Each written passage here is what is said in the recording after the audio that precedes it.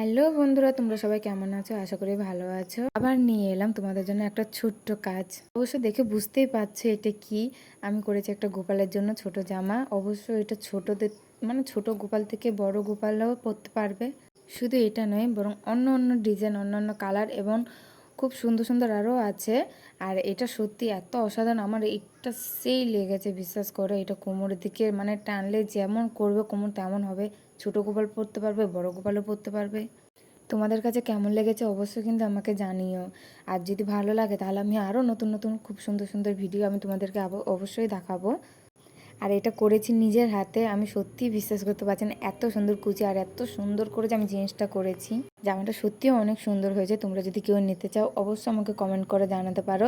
আর এই যে টপটা দেখতেই পাচ্ছ, পুঁতি দিয়ে আর নিচে এর এত সুন্দর করে কাজটা করলাম, মানে অনেকটাই দারুণ লাগছে। তোমাদের কাছে কেমন লাগছে তা জানি না, অবশ্যই কমেন্টে জানিয়ে তোমাদের কাছে কেমন লাগছে।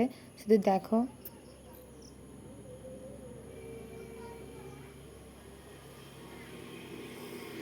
এটা তুমি যেমন মানে পড়াতে চাও তেমন পড়তে পারবে। ছোটো গোপালও পড়তে পারবে, বড় গোপালও পড়তে পারবে।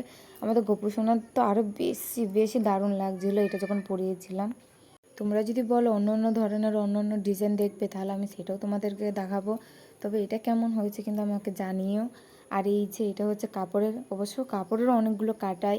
আর আমি কাপড় দিয়ে অনেকগুলোই কাটিয়েছি, কিন্তু ওগুলো আমার ঘরের গপুদের জন্য করেছি। আর এটা করেছিলাম প্রথম, মানে এরকম ডিজাইনটা সত্যি অসাধারণ হয়েছে, বিশ্বাস করে। যেমন কাজ তেমন মানে জামাটা হয়তো একটু খারাপ হয়েছে, তবে যাই হোক, তোমরা যদি কেউ নিতে চাও অবশ্যই আমাকে কমেন্টে জানাবে।